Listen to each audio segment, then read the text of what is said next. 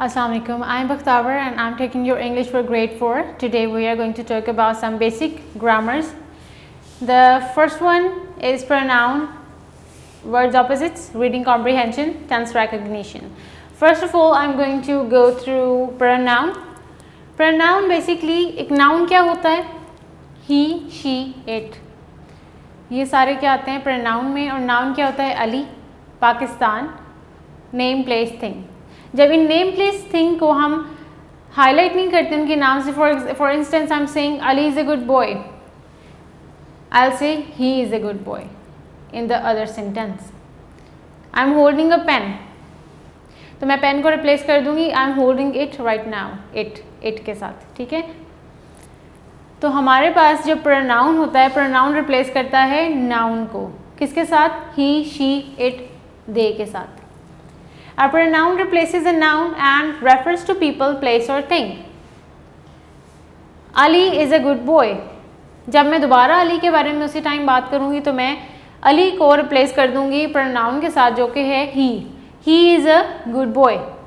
Give me your pencil. फिर मैंने लिखा है give me my bag.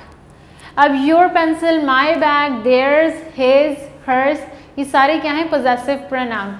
Possessive pronoun क्या करते हैं? पोजेशन शो करते हैं कि ये चीज़ किसकी है, किसकी पोजेशन है, किसकी मलकियत है.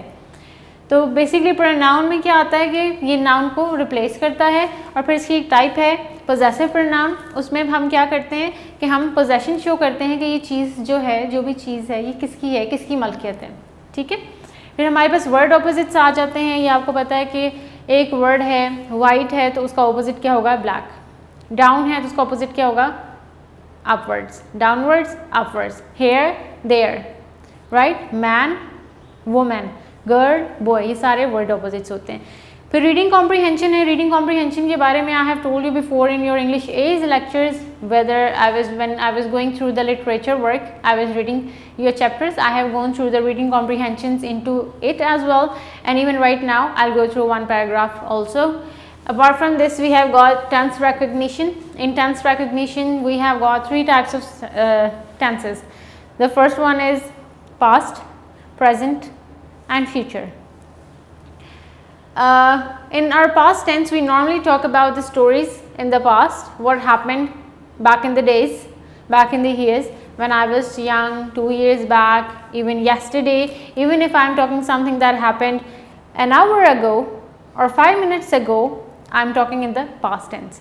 And whenever I am talking in the past tense, I am always going to use was or were. और past tense सबसे ज़्यादा काम आता है whenever you are writing a story or you are writing an essay जिसमें आप अपना कोई पिछला experience बता रहे होते हैं. was और were के साथ हम इसमें form of verb की second या third form का इस्तेमाल करते हैं. वो आगे it is more detailed. अलबत्ता अभी फ़िलहाल के लिए ये है कि हम past में was और were का इस्तेमाल करते हैं. he was, she was, it was, या कोई नाम आ जाता है सिंगुलर, उसके साथ हम was लगाते हैं. जब दो या दो से ज़्यादा लोगों की बात होती है तो हम were का इस्तेमाल करते हैं. they were, असलम एंड सारा were going to the market, right. फिर आता है present tense. present tense basically indefinites में ज़्यादा डील करता है. इसमें क्या होता है? do और does का ज़्यादा इस्तेमाल किया जाता है. present tense शो करता है आपकी हैबिट, जो आपकी रोज़ाना की हैबिट है, या फिर ये शो करता है आपकी रूटीन को, जो आपकी रोज़ाना की रूटीन है. आई गो टू स्कूल डेली, मैं रोज़ स्कूल जाता हूँ. ठीक है, ये आपकी रूटीन है. The sun shines brightly at 9 AM, ये रोज़ सूरज चमकता है, राइट. इसी तरह से I eat food daily, I run fast, मैं तेज़ भागता हूँ. I am doing my work right now, I am writing on a board right now, I am teaching you an online lecture. ये सारी चीज़ें जो हैं, जो currently right now they are taking place, वो सारी क्या है? प्रेजेंट टेंस का हिस्सा. ठीक है, इसमें क्या करते हैं हम? वर्ब के साथ एस का इजाफा कर देते हैं, और आर्टिकल का इस्तेमाल हम हर टेंस में अकॉर्डिंगली करते हैं. जैसे यहाँ मैं द सन किया है क्योंकि हेवनली बॉडी है, इसलिए मैंने द इसके साथ किया.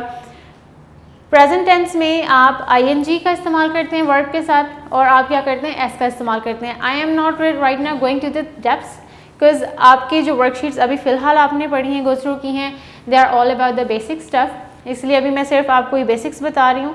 फिर हमारे पास आ जाता है future. Future tense. Future tense वो होता है कि आप क्या करने वाले हैं, क्या होने वाला है, क्या होगा।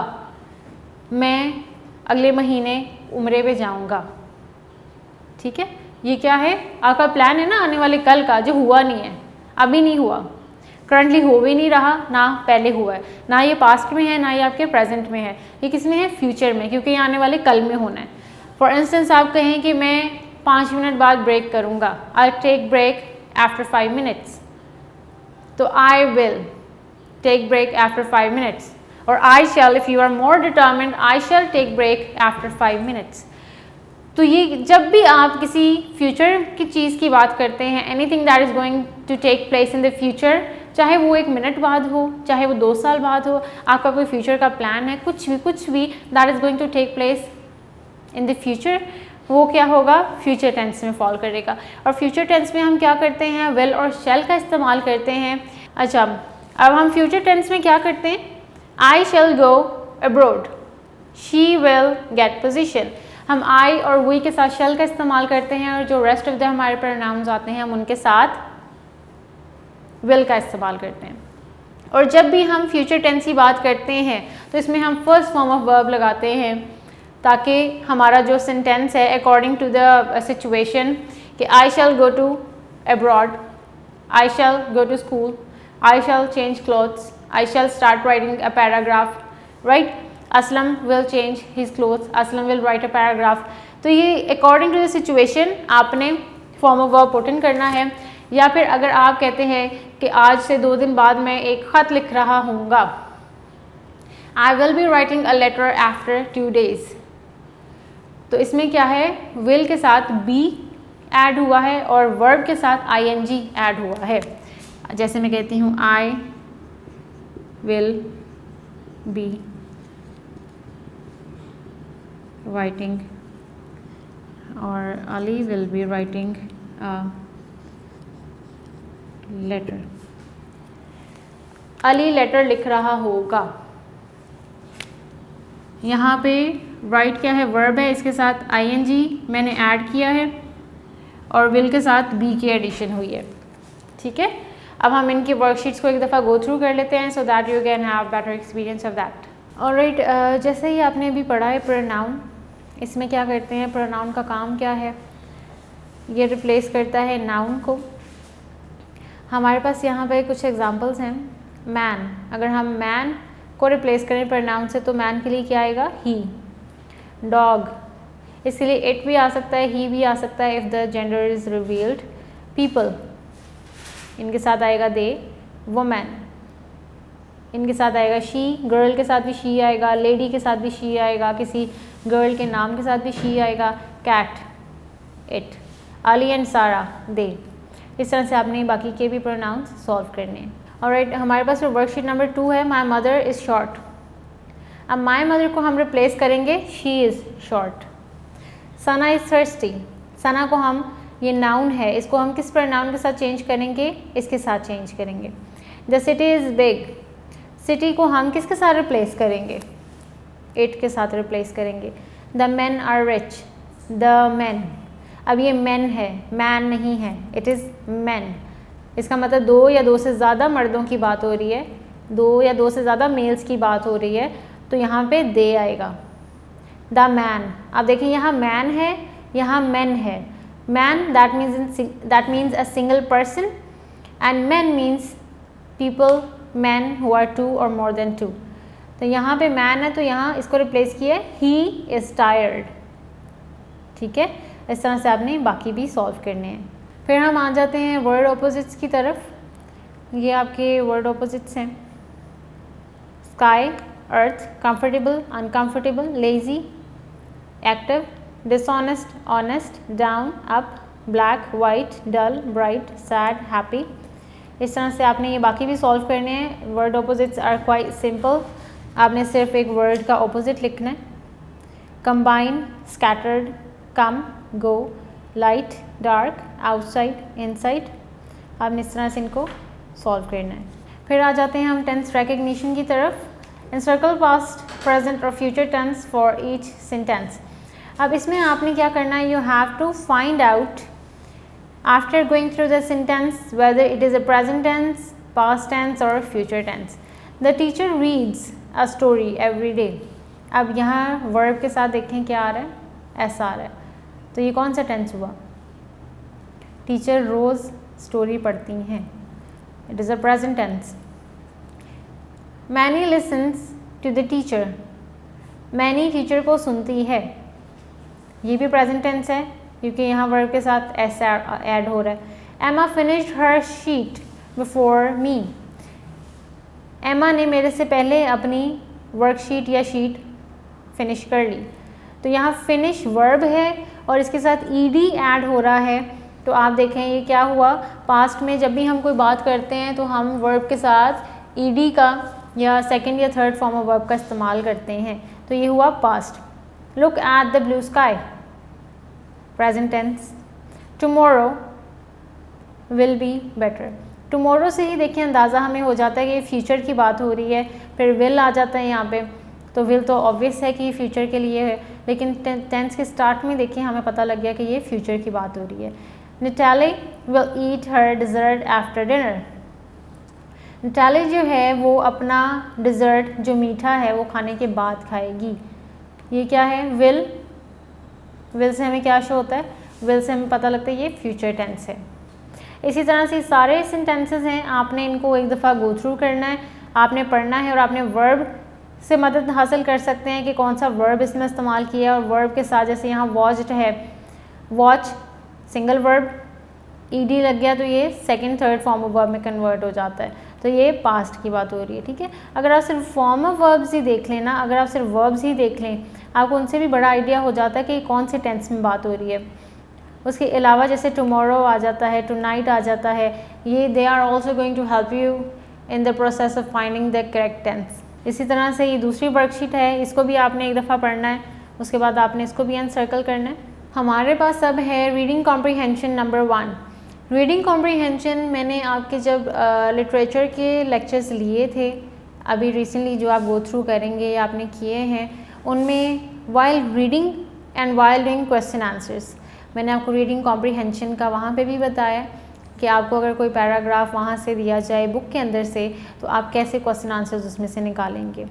ठीक है, अदरवाइज़ हमारी जो रीडिंग कॉम्प्रीहेंशन है यहाँ पे फ़िलहाल ऐसे है कि ये एक पैराग्राफ है, इसको हम पढ़ेंगे और फिर हम इनके आंसर्स ढूंढेंगे।